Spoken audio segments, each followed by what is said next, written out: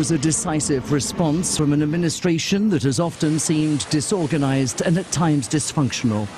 A fusillade of Tomahawk cruise missiles fired from US Navy ships in the Mediterranean aimed at the Syrian airbase from which America says that deadly chemical weapons attack was launched earlier this week. A line in the sand moment for the new commander-in-chief.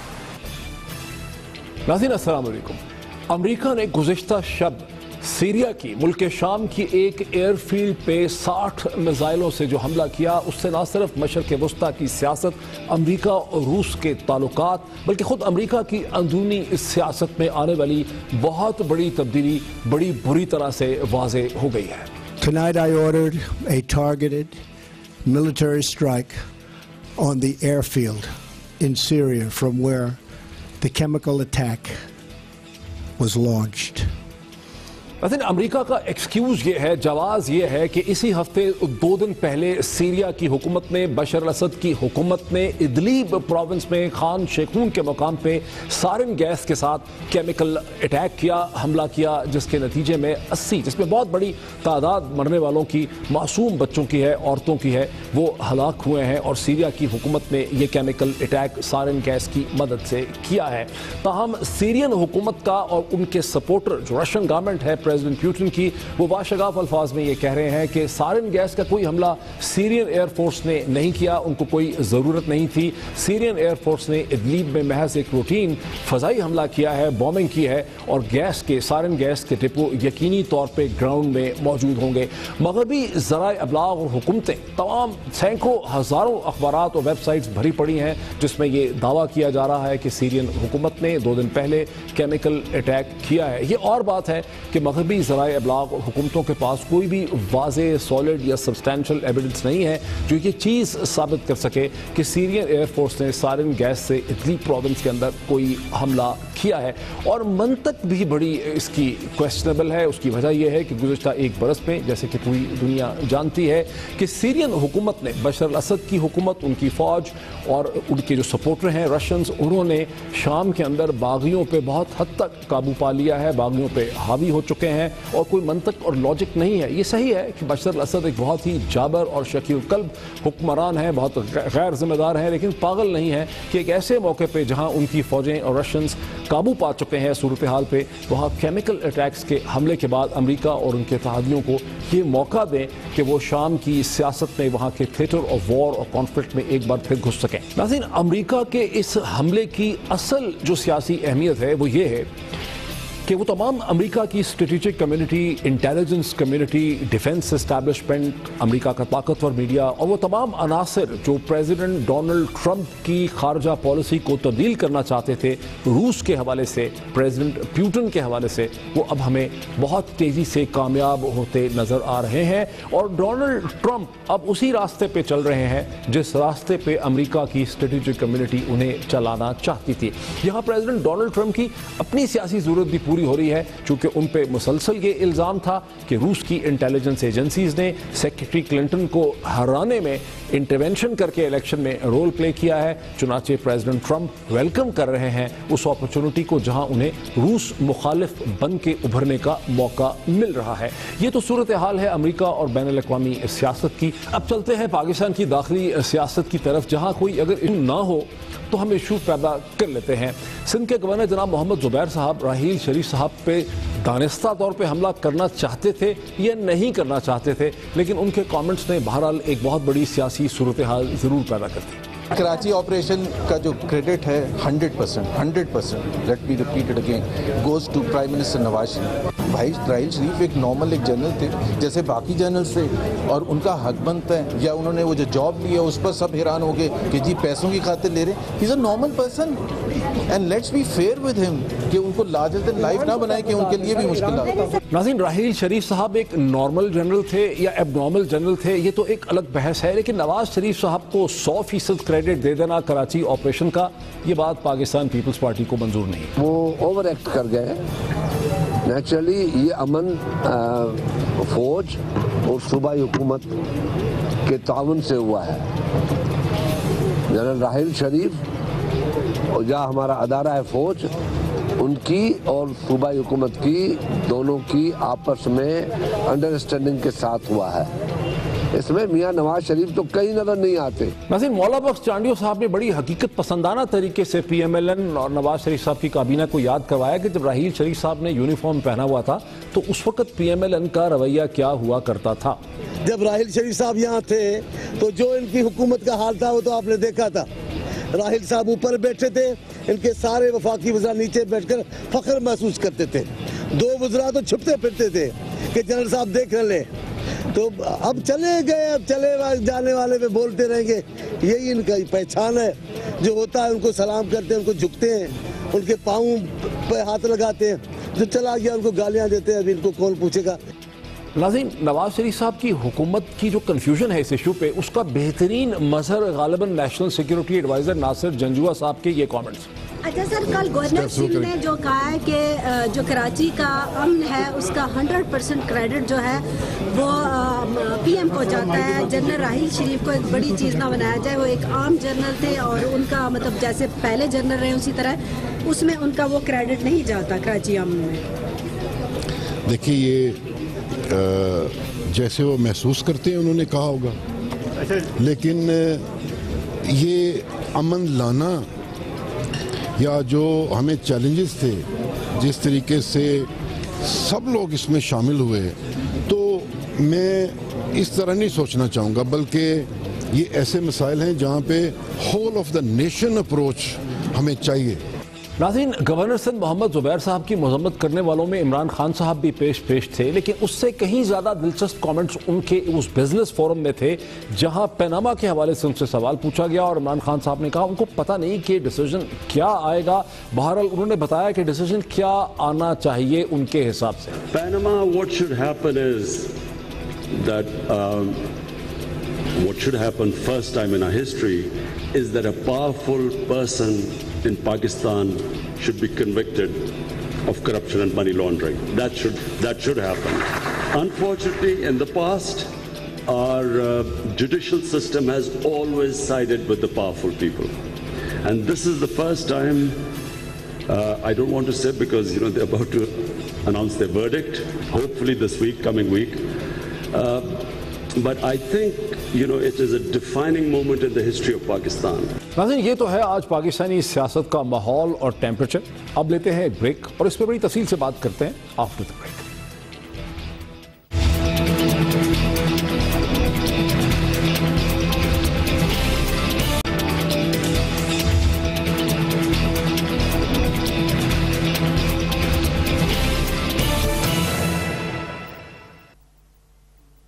ناظرین، welcome back. ایک ایسے موقع پہ جب ایک طرف تو یہ کہا جا رہا ہے کہ جنرل راحیل شریف صاحب کا سعودی لیڈ ملٹری الائنس کو لیڈ کرنے کا جو فیصلہ ہے اس کا این او سی ایشو کیا گیا ہے اور حکومت سمجھتی ہے کہ یہ ایک سٹیٹ ڈیسیژن ہے, ریاست کا فیصلہ ہے.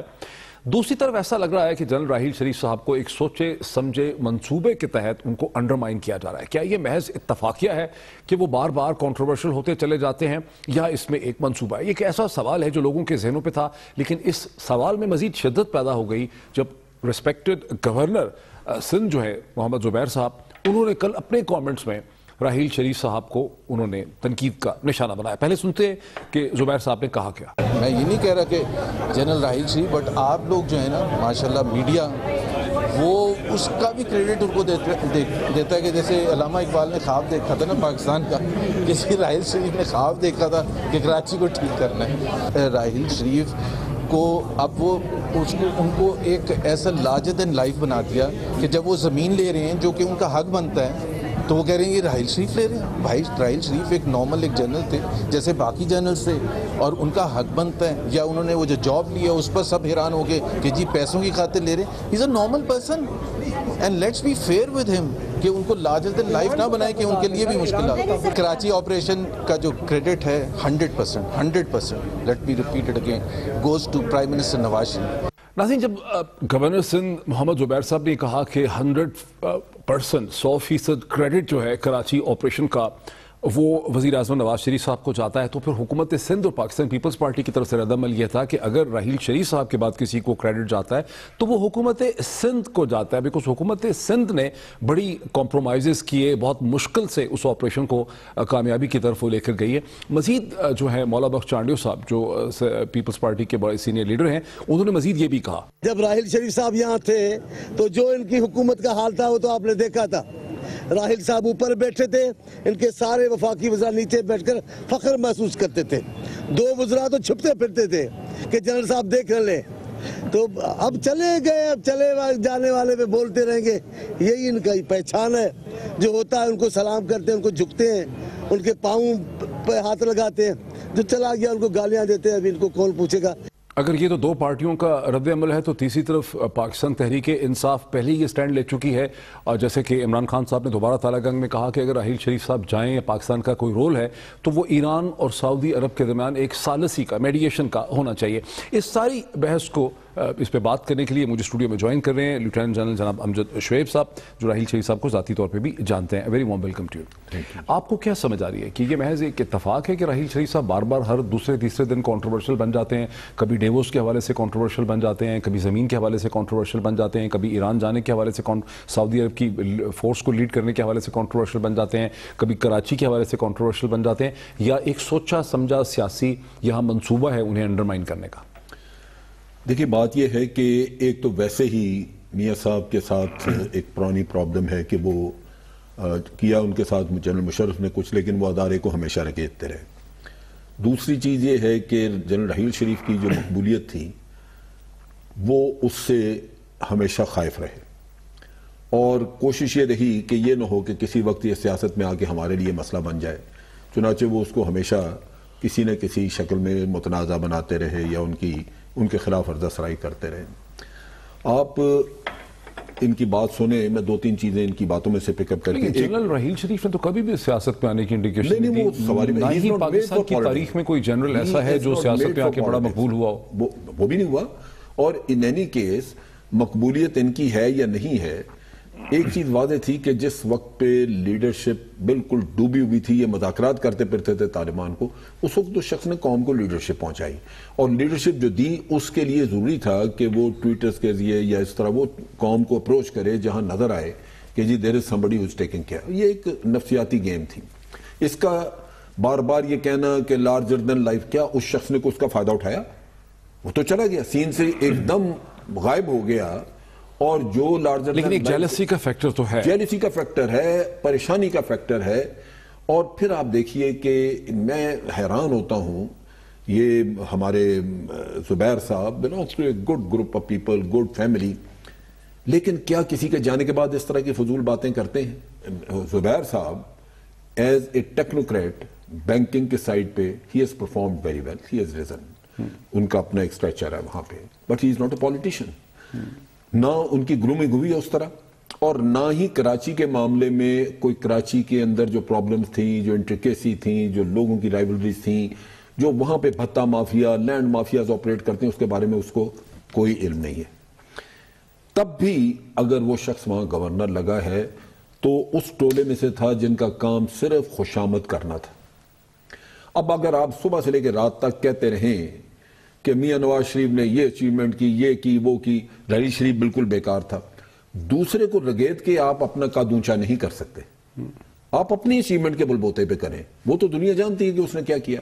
اب دوسری طرف چیز یہ ہے، لیکن ایک یہ بھی تو چیز ہے نا کہ نواز شریف صاحب نے کراچی پہ انہوں نے ایک انیشیٹو لیا، وہ گئے وہاں پہ سپٹمبر اکتوبر 2013 میں، اور انہوں نے کراچی کو سٹیبلائز کرنے کا ایک پولیٹیکل انیشیٹو لیا، اور پھر جو مشکل مرحلے آئے ہیں ڈیورنگ دی رینجرز آپریشن، اس میں پرائم منسٹر نواز شریف اور ان کی جو فیڈرل گورنمنٹ تھی اس نے ایک سٹینڈ رکھا ہے political to support the Karachi operation. بالکل رکھا ہے، اس کو سٹینڈ کو آپ اپریشیٹ کرنا چاہیے، لیکن 100% آپ نہیں کہہ سکتے۔ لیکن یہ دیکھیں کہ یہ پروسیس شروع ہو چکا تھا پیپلز پارٹی کے دور میں، جبکہ ہمارے سپریم کورٹ موٹو نوٹس لیا۔ بالکل صحیح، اس وقت جنرل رضوان ڈی جی رینجرز تھے، اس وقت تھی جنوری فروری 2013 میں الیکشن سے پہلے، بالکل صحیح، he was the man who started off as DG Rangers under the directions of the Supreme Court of Pakistan۔ اب یہ لوگ بھول ہی گئے اس بات کو۔ وہی کہہ رہا ہوں کہ ان حضرت نے سپریم کورٹ کا تو نام ہی نہیں لیا، یہاں تو کسی نے پروسیس شروع نہیں کیا تھا سپریم کورٹ سے پہلے، انہوں نے سو موٹو نوٹس لے کے انہوں نے ساری تفصیل نکالی پارٹیوں کو,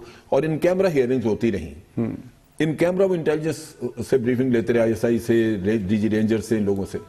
تب ان کو پتا چلا کہ یہاں تو ہر پارٹی نے یہاں پہ قاتل پالے ہوئے ہیں. بالکل صحیح. پھر انہوں نے آئیڈینٹیفائی کر کے ان کو کہا, اور گورنمنٹ مجبور ہوئی آپریشن پہ, اس کے علاوہ چارہ نہیں تھا. اور یہ الیکشن سے پہلے شروع ہو گیا, یہ الیکشن سے پہلے 2013 سے پہلے شروع ہو چکی تھی بات. لیکن یہ بتائیے کہ ایران کے ایمبیسڈر نے جو ایک پاکستان کی پالیٹکس کے اندر ایک طرح سے انٹرونشن ہی کرتی ہے, یہ بھی ایک ہے. میرے خیال ہے سعودی ایمبیسڈر نے شاید کبھی ایسا نہیں کیا ہوگا. یہاں انہوں نے ایک عجیب سی زیادتی کی ہے کہ ایران کے ایمبیسڈر نے ایک پوزیشن لے لی ہے کہ جی ایک ریزرویشنز ہیں ہماری, سارا کچھ ہے. لیکن اب کیا government of Pakistan under pressure آ گئی ہے آفٹر ایران موو دیٹ, یہ انہوں نے پتہ پھینکا ہے ترک کا؟ نہیں, ہوا یہ ہے, ایران یہ کیوں کرتا ہے؟ ایران ایک ہائی ہینڈنس دکھاتا ہے اور دکھاتا رہا بہت عرصے سے. انہوں نے بعض دفعہ ہمارے اپنے علاقے میں اپنے پاسداران کو بھیج کے آپریشن کیے ہیں, ہم نے ان کو کچھ نہیں کہا. بہت بڑی وائلیشنز ہوتی رہی ہیں ساورنٹی کی. اچھا, ایسا بھی ہوتا رہا ہے 2-3 دفعہ ہوا. اب ان چیزوں میں وجہ سوال بنیادی یہ ہے کہ ایران کی جرت اس وجہ سے ہوتی ہے کہ آپ کے اپنے اندر آپ کے اپنے لوگ وہ واویلا مچانا شروع کر دیتے ہیں. ایران نے جو کچھ بھی یہاں پہ کیا, ایران یہاں سے بھرتی کر کے لوگ لے جا کے سیریا میں لڑوا رہا ہے. لیکن یہ الزام تو عرب ریاستوں پہ بھی ہے کہ وہ بھی کر رہے ہیں. دیکھیں نا, ہمارا تو یہ ہمسایہ ہم سے یہ ڈیمانڈ کر رہا ہے نا. ہمیں تو اس نے کہہ دیا جی کہ ہم اس چیز کو اپروو نہیں کرتے کہ پاکستان نے کیوں ادھر رحیل شریف بھیجا ہے. Who are you? بڑی سیدھی سی بات ہے کہ ایران نے چابہار کا ایگریمنٹ کیا, ہم سے پوچھا, ہم نے تو اعتراض بھی نہیں کیا. ایران نے 2002 میں انڈیا کے ساتھ ڈیفنس ایگریمنٹ کیا, ہم نے پوچھا. کیونکہ پریشانی ہے ہمیں اس کی بات. میں کہہ رہا ہوں چابہار والا ایگریمنٹ تو ہمارے پیٹھ پہ چرا ہے, کیونکہ آپ سی پیک بنا رہے ہیں, آپ کی گوادر پورٹ سے 60 کلومیٹر کے فاصلے پہ ہے وہ سارا. اور دوسری طرف یہ ہے کہ کل بوشن کا نیٹ ورک وہیں تھا چابہار میں, لیکن اس وقت سی پیک نہیں چل رہا تھا. اب سی پیک وہاں پہ آپ نے ایکٹیویٹ کر لیا ہے اور نیٹ ورک وہاں موجود ہے, اور آپ نے انڈیا کی پریزنس اتنی بڑھا دی ہے وہاں پہ. ہندوستان کا جو اسٹریٹجک ایکسس ہے ایران کے ساتھ, اور ایران کی جو چپکلش ہے عرب ممالک کے ساتھ اور GCC یا سعودی عرب کنٹری سے, اس میں ہماری حکمت عملی ہونی کیا چاہیے؟ راحیل شریف صاحب کے جانے سے کیا معاملات کو بہتری ملے گی؟ 2 منٹ مجھے دے دیجئے. ایران نے کیا اپریشیٹ کیا کہ ہم نے یمن کے معاملے میں جو سٹانس لیا, it was absolutely pro Iranian. ورنہ تو ہم obliged تھے سعودیز وغیرہ کے ساتھ جو ہمارے عمروں کے ریلیشنز ہیں, صحیح کہہ رہے ہیں, ہم تو obliged تھے کہ جا کے ان کے ساتھ کھڑے ہوں. ہم نے ایک نیوٹرلٹی رکھی اور ناراض کر دیا ہم نے سارے GCC سارے کنٹریز کو ناراض کیا. اچھا, اب ان حالات میں مجھے اپنے لوگوں پہ افسوس آتا ہے کہ افسوس ہوتا ہے کہ یہ لوگ اس طرح بہیو کرتے ہیں. آپ کے پاس آپشن کیا ہیں؟ ایک آپشن یہ جو کہتے ہیں کہ جی راحیل شریف نہیں جانا چاہیے, چلو نہ جائے. لیکن اس کا مطلب ہے کہ ہم سرنڈر کر دیں گے؟ نہیں, اس کو بھی چھوڑ دیں. آپ ایک الائنس میں جس میں آپ ایک انفلوئنشل پارٹنر کے طور پہ ہو سکتے تھے, جس کو انفلوئنس کر سکتے تھے, آپ اس سے باہر بیٹھ گئے, تو الائنس تو ختم نہیں ہو گئی. ایک کنٹری باہر چلا گیا, 41 ہیں, 40 ہو جائیں گے, وہ تو چلتی رہے گی. اور اس الائنس کا نہیں, لیکن الائنس میں تو اگر 40 ممالک ہیں, راحیل شریف صاحب کے اس میں ہونے نہ ہونے سے تو فرق نہیں پڑتا, یہ تو سمبولک ویلیو ہے. نہیں, سمبولک ہے, لیکن جو تکلیف ہے یہاں پہ لوگوں کو, میں یہ کہتا ہوں کہ اگر راحیل چلے جاتا ہے تو پھر تو ہمارا پاؤں اندر, ہماری کچھ انفلوئنس ہوگا نا وہاں پہ راحیل شریف کے ہونے سے. لیکن جو باقی 40 ممالک ہیں وہ راحیل شریف نہیں ان کے جنرل, لیکن اس کے باوجود وہ ممبر تو ہوں گے الائنس کے, تو پاکستان بھی وہ تو سارے ممبر ہوں گے. لیکن راحیل شریف صاحب کا جانا مناسب ہے کیا؟ میں وہی آپ کو ایکسپلین کر رہا ہوں کہ 2 ہی چیزیں ہیں نا, جائیں یا نہ جائیں. اگر نہ جائیں تو آپ کا ایک کوڑی کا انفلوئنس ہی وہاں رہتا ہے, کیونکہ he is the highest man there who is holding everything. بالکل. اچھا, وہ اندر جا کے ایران کے لیے بھی کام کر سکتا ہے, کیونکہ دس از دی مینڈیٹ وچ از جو وہ کہہ رہے ہیں اور گیا مینڈیٹ. وہ ایران کے شکوک و شبہات جو ریزرویشنز ہیں وہ دور کرا سکتا ہے, ایران کو شامل کرانے کے لیے محنت کر سکتا ہے. لیکن اگر ہم باہر بیٹھ گئے ہیں پھر تو ہم خود آؤٹ ہو گئے.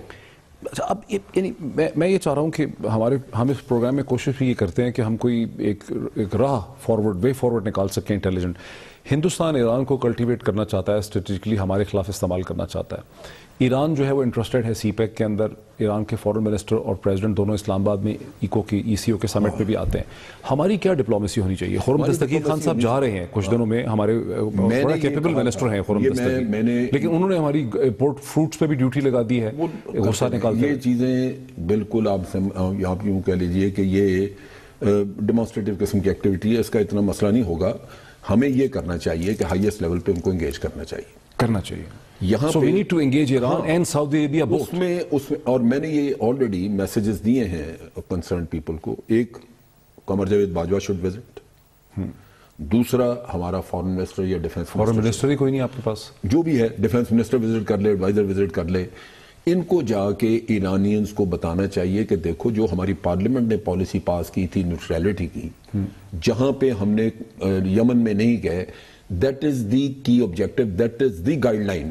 ہم کوئی ایسی چیز نہیں کریں گے جہاں ایران تو بہت قریبی ایک ملک ہے, ہمارا دوست ہے, اگر کسی اور بھی 2 مسلمان ممالک میں یہ مسئلہ ہوا ہم نہیں ہوں گے پارٹی. بہت شکریہ جناب. جنرل امجد شعیب صاحب ہمیں سمجھا رہے تھے, بات اس پہ ختم ہوتی ہے کہ پاکستان کی جو فارن پالیسی ہے اس کا تقاضا یہ ہے کہ ہم ایران اور سعودی عرب دونوں کو انگیج کر سکیں. ہمیں بڑی ہی روبسٹ انرجیٹک فارن پالیسی کی ضرورت ہے. ایک بریک لیتے ہیں اور بریک کے بعد داخلی سیاست پہ بات کرتے ہیں after the break.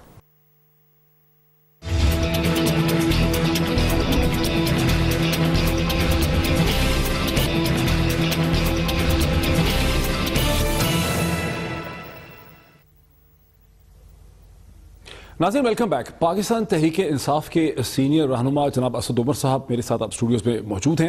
Asad Umar صاحب very warm welcome to you. Asad Umar صاحب, آپ اور نعیم الحق صاحب تو خوش ہوں گے کہ زبیر صاحب نے نعیم الحق صاحب کی جان بچا دی ہے کنٹروورسی سے, جس میں وہ پھنسے ہوئے تھے اپنا کامنٹ کر کے جنرل کیانی کے حوالے سے.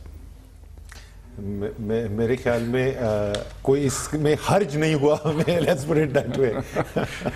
اچھا نہیں, لیکن زبیر صاحب کی ذاتی یہ فیلنگ ہوگی کہ زبیر صاحب مجبوراً ان کو یہ کامنٹس کرنے پڑ گئے راحیل شریف صاحب کے بارے میں؟ یہ مطلب آخر آپ کے بھائی ہیں, کچھ تو آپ کو آئیڈیا ہوگا. Is this how he feels about Raheel Sharif? سچی بات میں آپ کو بتاؤں, مجھے نہیں پتا.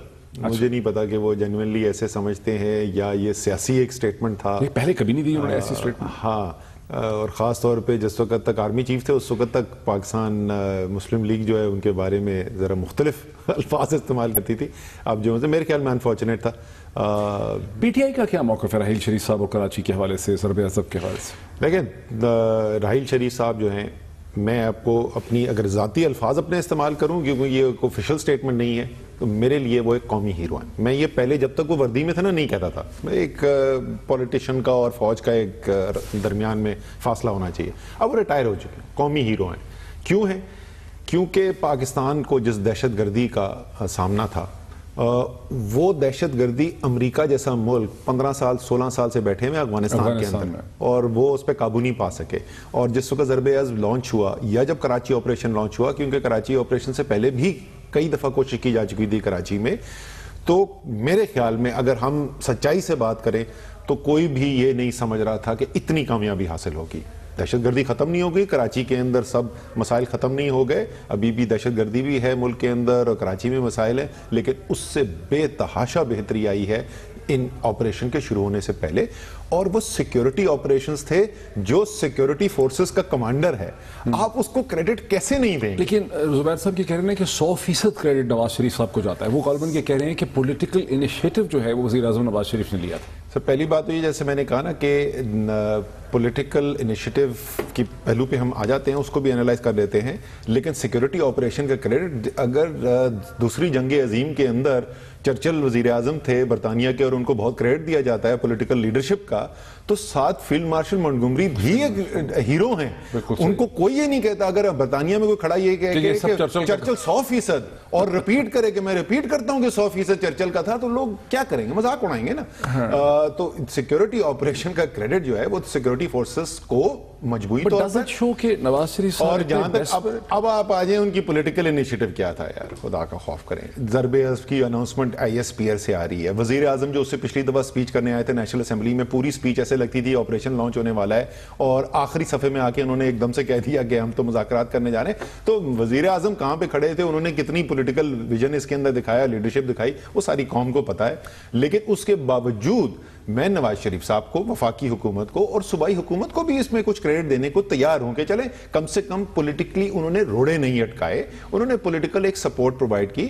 تو ہمیں فراخ دلی کے ساتھ صوبائی حکومت کو بھی, اور بائی دی وے وہ تو گراؤنڈ پہ ہے نا, جن کو کہتے تھے کیپٹن آف دی آپریشن, ریلکٹنٹلی کیا, بحالت مجبوری کیا, کچھ بھی کیا, لیکن آخر کار کچھ سپورٹ کیا انہوں نے پولیٹیکلی. لیکن بنیادی طور پر انیشیٹو بھی تھا, ایکسیکیوشن بھی تھی فوج کی, اور جو فوج کا کمانڈر ہے اس کو سب سے زیادہ کریڈٹ. اس کے باوجود اس فوج کے کمانڈر کی سعودی لیڈ الائنس کو لیڈ کرنے کی مخالفت آپ کی جماعت کر رہی ہے. ہم راحیل شریف صاحب کے وہاں جانے کی مخالفت بالکل بھی نہیں کر رہے. دیکھیں ہم سوال جو اٹھا رہے ہیں وہ دو مختلف چیزوں کو کنفیوز کر دیا گیا. سوال یہ نہیں ہے کہ راحیل شریف اس کو لیڈ کریں یا نہ کریں. سوال یہ ہے کہ کیا پاکستان کو اس الائنس کا حصہ ہونا چاہیے, اور اس بات کا فیصلہ کس کو کرنا چاہیے اور کیسے کرنا چاہیے کہ پاکستان اس الائنس کا حصہ ہو یا نہ ہو. یہ پارلیمان جو بنائی ہوئی ہے اس پہ بڑے پیسے خرچ کرتے ہیں. یہ سارے پاکستان سے ایم این اے الیکٹ ہو کے آتے ہیں, 20 کروڑ پاکستانیوں سے ووٹ لے کر آتے ہیں.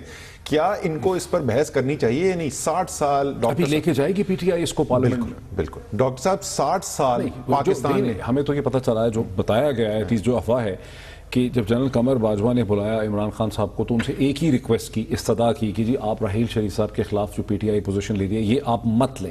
اس کے بعد اب آپ لوگ پارلیمنٹ میں جائیں گے کیا؟ آپ نے جس طریقے سے اس کو فریم کیا ہے میں تو اس بات سے ہی نہیں اتفاق کرتا. یہ راحیل شریف کے خلاف پوزیشن نہیں لی ہے. اگر آپ مجھے تھوڑا سا اور ٹائم میں مکمل ان کے جانے کی مخالفت نہ کریں. الائنس کے اندر جانے کا فیصلہ, اور اس کی بھی ابھی ہم نے مخالفت اٹل نہیں کر دی ہے. ہمیں بہت سخت خدشات ہیں. 60 سال پاکستان نے بے تحاشا قیمت ادا کی ہے غیروں کی جنگ کے اندر شرکت کرنے سے. ہمیں 100 دفعہ سوچنا چاہیے اس سے پہلے کہ ہم ایک مڈل ایسٹ کے مشرق وسطی کے کانفلکٹ کے اندر جا کے شامل ہو جائیں. اگر یہ فیصلہ ہو جاتا ہے اور پاکستان کی پارلیمان یہ پولیٹیکل فورسز میں کنسنسس پیدا ہو جاتا ہے کہ پاکستان کو اس الائنس کا حصہ بننا چاہیے, تو اس سے اچھی کیا بات ہے کہ ایک پاکستانی اس کو لیڈ کرے, اور راحیل شریف سے اچھا آدمی اس کے لیے کوئی نہیں ہو سکتا. تو سوال راحیل شریف کا نہیں ہے, سوال یہ ہے کہ اس الائنس کا پاکستان کو حصہ بننا چاہیے. ابھی ہمیں یہ بتایا جا رہا ہے کہ راحیل شریف جا رہے ہیں الائنس کا لیڈ کرنے کے لیے, اور بائی دی وے ہمیں یہ نہیں پتا کہ الائنس کرے گا کیا. ایک مبہم قسم کی سٹیٹمنٹ ہے, دہشت گردی کے خلاف جنگ ہوگی. میرا سادہ سا سوال یہ تھا کہ کیا فردن بیٹھ کے یہ فیصلہ کیا جائے گا کون دہشت گرد ہے جس سے جنگ کرنی ہے, یا یہ بھی ہو سکتا ہے کہ وہ کہیں یار اقوام متحدہ کی جو فہرست ہے ان تمام دہشت گردوں کے خلاف, کیا آپ اور میں ایگری کرتے ہیں اسے اقوام متحدہ کی فہرست کے؟ وہاں پہ تو بہت سارے ایسے لوگوں کے نام ہیں جن کو ہم نہیں سمجھتے دہشت گرد. تو یہ سب سوالات کے جواب مل جائیں اگر یہ فیصلہ ہو کہ پاکستان کو الائنس کا حصہ ہونا چاہیے. کب جا رہے ہیں پارلیمنٹ میں آپ لوگ؟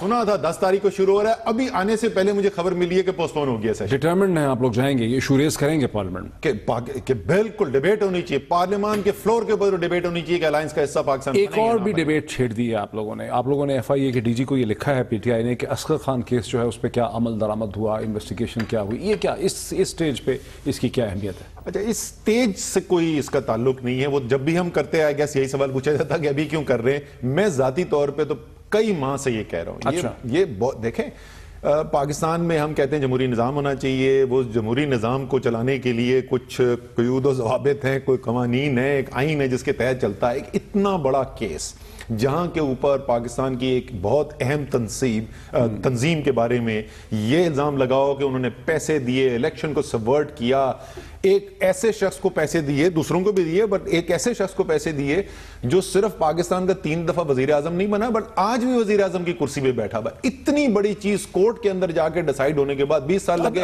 ابھی کیوں یاد آ گیا آپ لوگوں کو؟ میں وہی بول رہا ہوں کہ آج سے 6 مہینے پہلے بھی کر دینا چاہیے تھا, 8 مہینے پہلے بھی کر دینا چاہیے تھا. اب اس کا میرے پاس جواب نہیں. کوئی ایسی اسپیسیفک ابھی کوئی چیز نہیں ہوئی ہے. ابھی تو آپ یہ بھی بول سکتے ہیں کہ انشاءاللہ تعالی سپریم کورٹ کا فیصلہ آئے گا کچھ ہفتے کے بعد یا اگلے ہفتے آئے گا تو میاں صاحب ویسے ہی فارغ ہو جائیں گے. لیکن میرے خیال, آپ کا یہ خیال ہے؟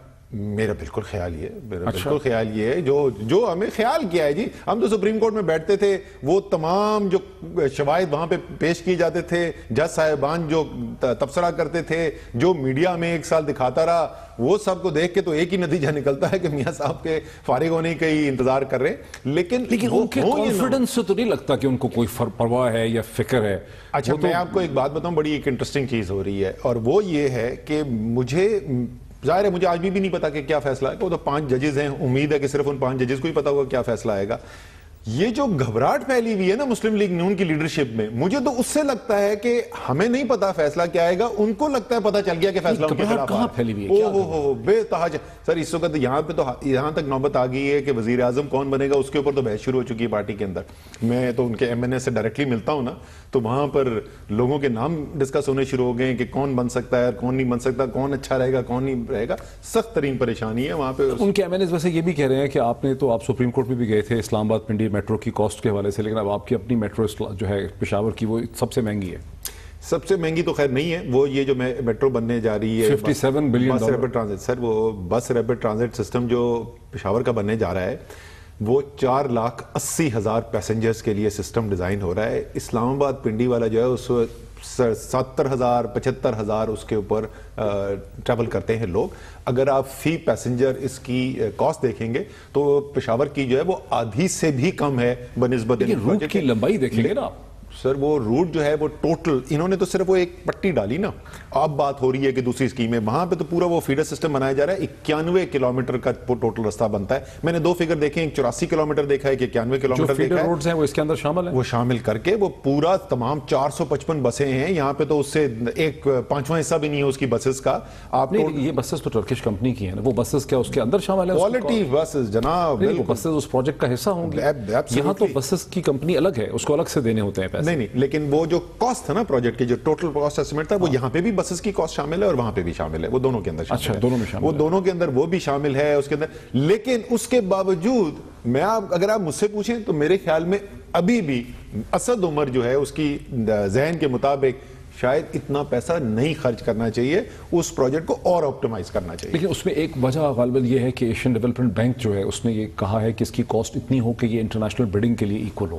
وہ بھی ان کی ایک ڈیمانڈ ہے, بیکاز وہ $50 بلین ڈال رہے ہیں اس میں. 50 بلین نہیں, $500 بلین, $500 بلین, $500 ملین ڈال رہے ہیں اس کے اندر. لیکن $500 ملین ڈال رہے ہیں. نہیں سوری 50 بلین روپیز ڈال رہے ہیں. میں نے روپیز 50 بلین روپے ڈال رہے ہیں, جو کہ $500 ملین. ہاں ٹھیک. تو وہ فیصلہ جو ہے یہ پاکستان کے عوام کی جیب سے آئے گا الٹیمیٹلی پیسہ. ٹھیک ہے جی, یہ خیبر پختونخوا کے عوام کی جیب سے آئے گا. فیصلہ عوام کے نمائندوں کو کرنا چاہیے, نہ کہ کسی مالیاتی ادارے. جب بات ہو رہی ہے اکنامکس کی تو پہلی دفعہ IMF نے کریٹیسائز کر دیا ہے پاکستان کی اکانومی کو ایک دن پہلے. بہت دیر کی میں آتے پتہ نہیں کون سی. دیکھیں IMF کے نمایاں طور پہ چھپا ہے. IMF کے جو اکانومسٹ ہیں وہ اس سے کہیں زیادہ معیشت جانتے ہیں جتنی میں جانتا ہوں ڈیفینیٹلی, اور بہت سے اور لوگوں سے. تو وہ جس قسم کے پروگرام کو سپورٹ کر رہے تھے, جو معیشت جس طرف جا رہی تھی, جو صاف نظر آ رہا تھا کہ جس راستے میں معیشت جا رہی ہے, جو صرف تباہی کا راستہ تھا, اور وہ 12 ویور, 1 درجن ویور دے کے پروگرام کمپلیٹ کرا رہے تھے. وجہ تو میں تو اسی نتیجے میں پہنچا. ایک بڑی مشہور کتاب ہے confessions of an economic hitman, John Perkins صاحب کی کتاب لکھی ہے. وہ عالمی مالیاتی ادارے میں کام کرتے تھے. انہوں نے بتایا کہ کس طریقے سے وہ تیسری دنیا کے ممالک کو وہ قرضہ لینے کی ترغیب دیتے تھے جو ان کو پتا تھا وہ واپس نہ کر سکے, اور وہ تباہی میں دھکیلتے تھے. کیوں؟ تاکہ جب بالکل مجبور ہو جائے ملک اور اس کے پاس کوئی راستہ نہ بچے تو پھر ان سے کچھ نکلوایا جا سکے. اسحاق ڈار صاحب سے اگر پوچھیں گے وہ کہیں گے یہ کانسپریسی تھیوری ہے. پھر کیا کہیں گے آپ؟ سر وہ کنسپریسی تھیوری موٹے موٹے جو نمبرز ہوتے ہیں نا, یہ والا حصہ کہ کیوں کیا جا رہا ہے, یہ باقی میں بھی بتا دوں, مجھے تو نہیں پتا کہ وہ کیوں کر رہے ہیں. میں تو صرف حقیقت آپ کے سامنے رکھ رہا ہوں. IMF پروگرام ختم ہوئے کل 6 ماہ نہیں ہوئے.